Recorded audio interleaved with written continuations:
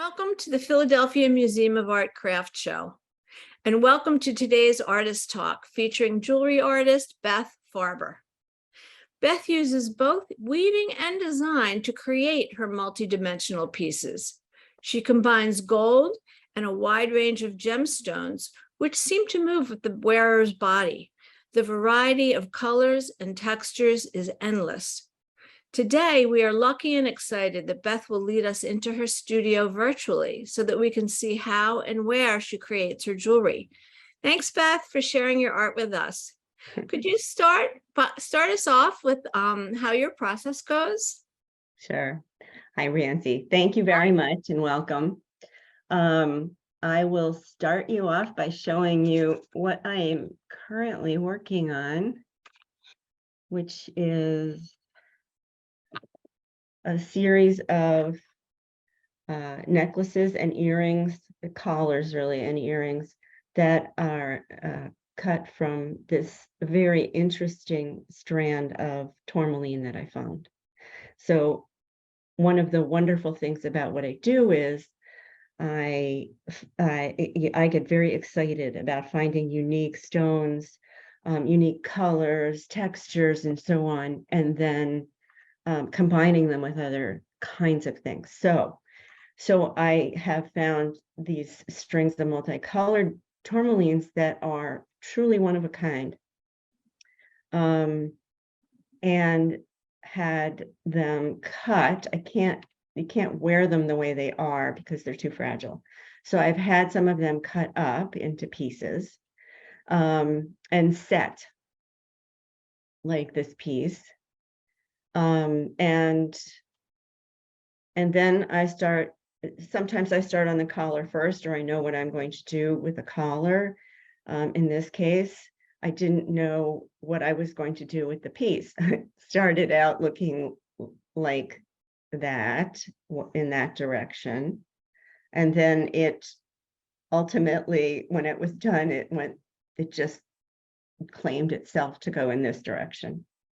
And then I started working on weaving the matching. I have had the luck of finding matching tourmaline beads, tiny beads, so I could weave them with the gold beads, and they actually match up with the colors of this unique multicolored stone, and that makes it an extremely interesting piece for me to be able to combine subtly all of the colors, and to be able to spend the time weaving and deciding whether I want more stones in the piece or not. So we're at that point in the process. How do you go about finding these unusual stones, and how do they get finished the way they are? They aren't found on the ground this way, are they? No. And some of them actually have provenances that are very interesting. This one has a history, but I've gotten to know over years some really excellent gem dealers, people who specialize in very unusual things, and especially in colored stones. That they specialize in colored stones, not diamonds, not usually sapphires or rubies, but usually tourmalines, aquamarines, tanzanites, savorites, all kinds of things. So when I find something that really wows me, like these did, there were about six strands of them cut from a piece of rough that was actually cut in Brazil. These are from Brazil. They were cut in Brazil, and then they were cut in this particular fashion because I work with really, really fine stone cutters and designers. I've never seen anything like this before. So I wind up over time buying at least half of what is in stock. So then after that, after they come like this to me, I decided, okay, I will cut apart one of them that has all the multicolors, and hence you see this piece here. Also, this is a finished piece in the collection that whose owner has let me borrow. And you can see how in the end, these multicolored stones that have been cut are then matched with something that with tourmaline beaded work in the collar. So I've actually had to say to someone very fine stone cutters, and I'm lucky to have them in New York, please cut it, and I design exactly how I'd like them cut. So in some cases, a stone will break because they're fragile. And I think it's probably a cliche, but I actually love when the stone breaks. I actually like the ability to do something. It's like, oh, well, then I'll have to change the design and do something different. And it seems like a challenge. It often turns out really well.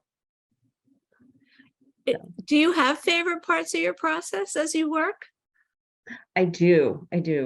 I love the two parts of the process that I really love. There's several, but the finding of stones is what friends make a lot of fun of me, because I get so excited.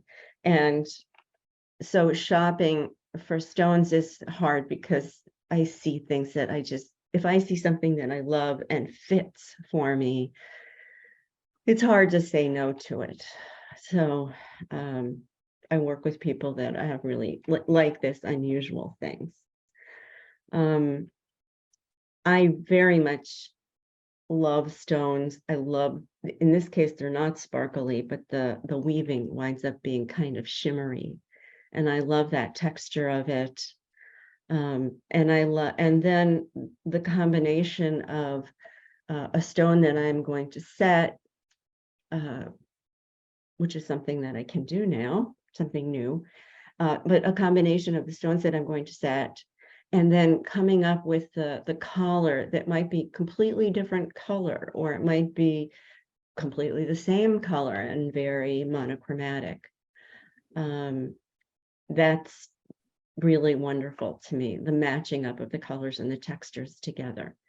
But my favorite part is after I've got stones laid out and cut, and I've got the weaving started, I usually do like 10 swatches of whatever I'm doing in the stones. So I try different colors of stones with it, different colors of thread inside the stones.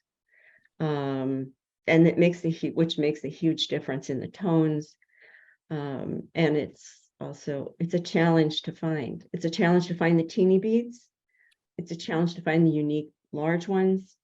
And I got to tell you, for those of us who do bead weaving, it is a real challenge to find the thread, to find the right threads and colors, so that you're not weaving, like a dark thread or a white thread for something that doesn't work. But the internet is a wonderful source of finding unique threads that work. So, or fishing line, as the case may be. My favorite part is when all of those swatches start to make sense to me.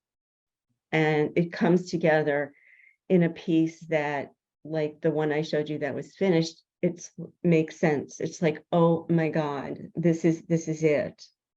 And sometimes I'll find that I'm working on something and I work around the collar, I'm weaving around the collar, and then I find that there's just oh wait, I want to try. So I've got it almost done, and there's one other thing I wanted to try, a long gold bead instead of a short square one, and it changes the look enough that I go back and I redo them all.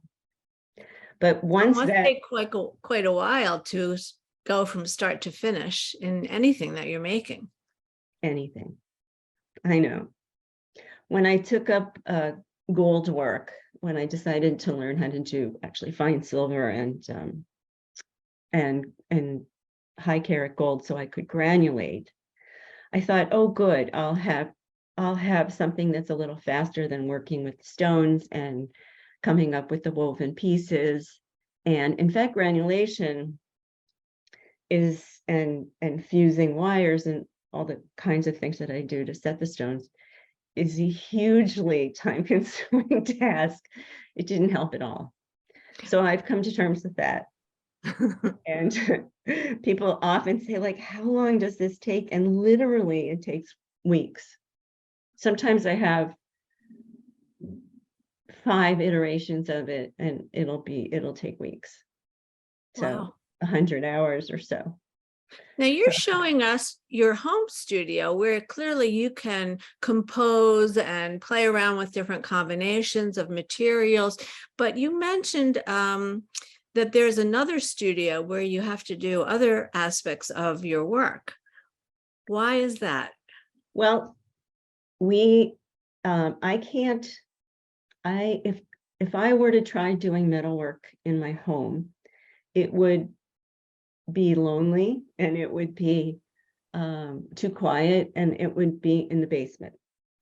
And so I know, knowing myself, I was very, very, very lucky in New York City, which is a really short commute. I could rent a bench in a studio that's fully equipped. So I take my own tools and I can leave them there. And I can, take my hour commute, which everyone does in New York, take my hour commute and be there pretty quickly and have my own bench set up with other people around me and lots of windows and a torch. I felt very uncomfortable having a torch in the house. So I've looked into that. So then I have somebody sitting next to me who's also very talented and very creative, and I get to watch all kinds of things happen from people who have very different perspectives and lots of different experiences.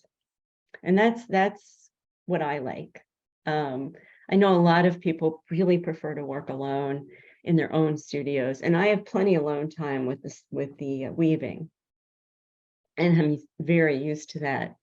But I do love the 3 times a week, 4 times a week being in the city and spending a day working on the metal, working in the metal and the stone and setting the stones.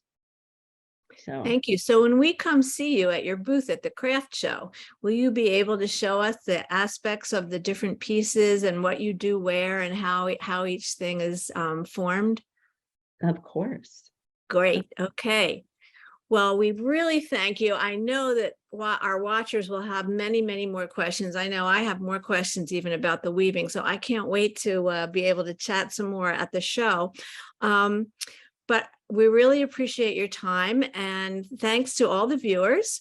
And we will all be looking for you at the craft show at your booth number 416 in the 400 aisle of the Philadelphia Museum of Art Craft Show. Thanks again, Beth. Thank you, Randy. I look forward to seeing all of you.